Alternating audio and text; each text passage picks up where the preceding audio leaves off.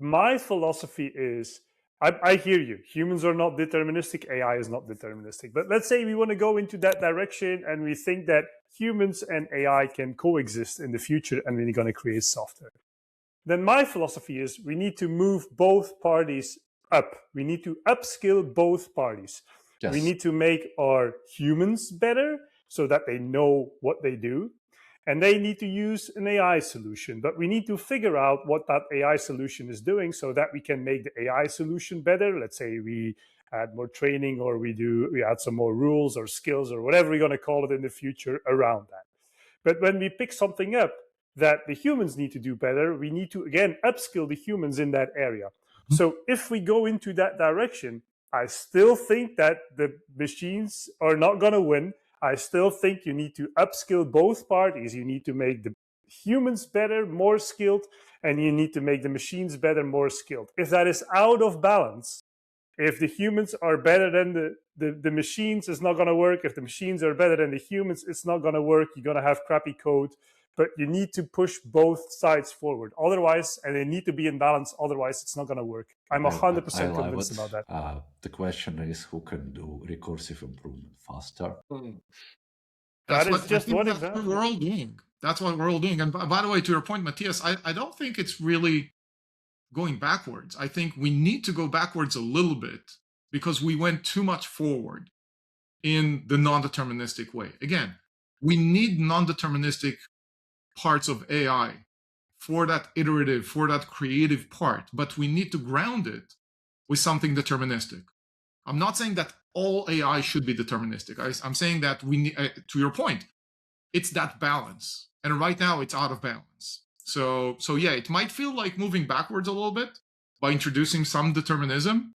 We're not removing the non-deterministic part. We're just introducing a grounding effect. And I think that, on the same way that we're doing that, we're also addressing your point about the balance between the AI advancements and the human advancement. So I truly think it's sort of a pendulum swing that naturally happens to correct for something that was out of balance.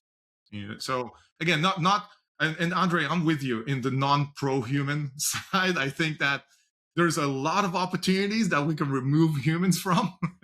but to Matthias's point, those opportunities enable us as humans to do better things in other areas that we don't like doing.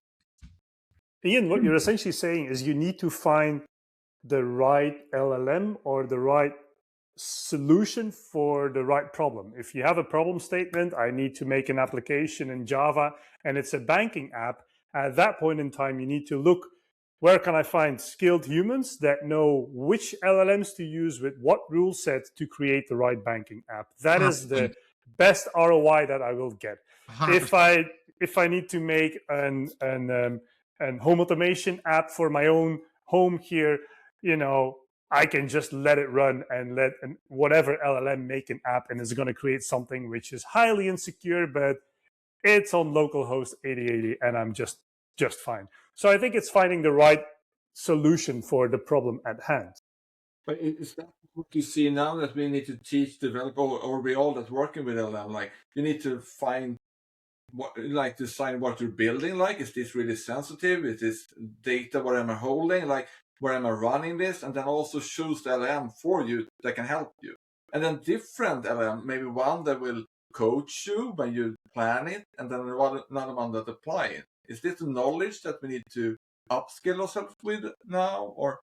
Yeah, but so I think your question is, if you have a team of non-human side here, if you have a team of 10 people creating a piece of software, can you do it with one person? But how many credits are you going to burn?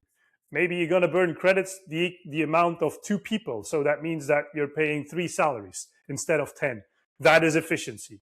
Yeah. But the other way around may happen as well, where you have a team of 2 that are a well-oiled machine, and you add a little bit of credits in there and they go super fast.